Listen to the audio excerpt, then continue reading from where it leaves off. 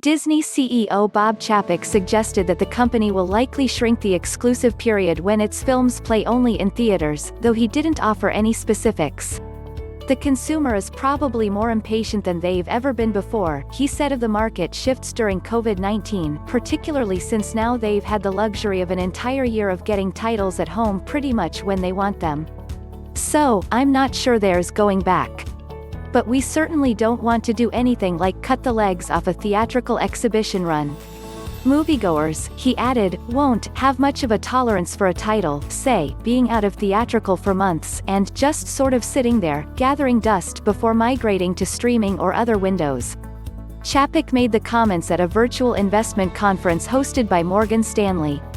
It was one of his few appearances outside of an official corporate function since becoming CEO about a year ago.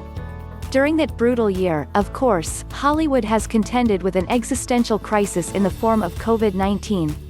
The virus decimated the box office and has left only 45% of North American theaters able to function more than a year into the pandemic. Total domestic box office of $11.4 billion in 2019 won't likely be equaled until 2022 or 2023, most analysts believe. For Disney, which controls up to half the market and has released top blockbusters under the Marvel and Star Wars banners, it is not a casual decision about how long to play films in theaters. Chapek noted that a middle path, the premier access simultaneous deployment of streaming and theaters, would remain a distribution option for the foreseeable future. On Friday, animated feature Raya and the Last Dragon will go out via that method, costing $30 to subscribers to Disney+. No specific number of days in release was bandied about by Chapek or moderator Benjamin Swinburne, a media analyst at Morgan Stanley.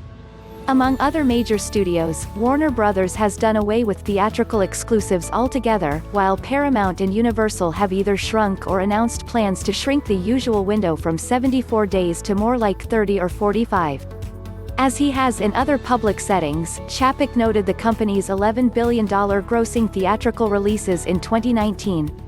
"That is a big deal to us, and that will continue to be a big deal to us," he said. "At the same time, we realize that this is a very fluid situation." Addressing the streaming business more broadly, Chapek said, "Four-quadrant appeal has played a key role in the dynamic growth of Disney+. Since its launch in November 2019, it is almost at 100 million subscribers in several dozen countries and is projected to clear 200 million over the next 3 years. Chapek said the fact that 50% of its subscribers globally do not have kids was a key driver and an unexpected one. "What we didn't realize was the non-family appeal that a service like Disney Plus would have," he said. "That is the big difference.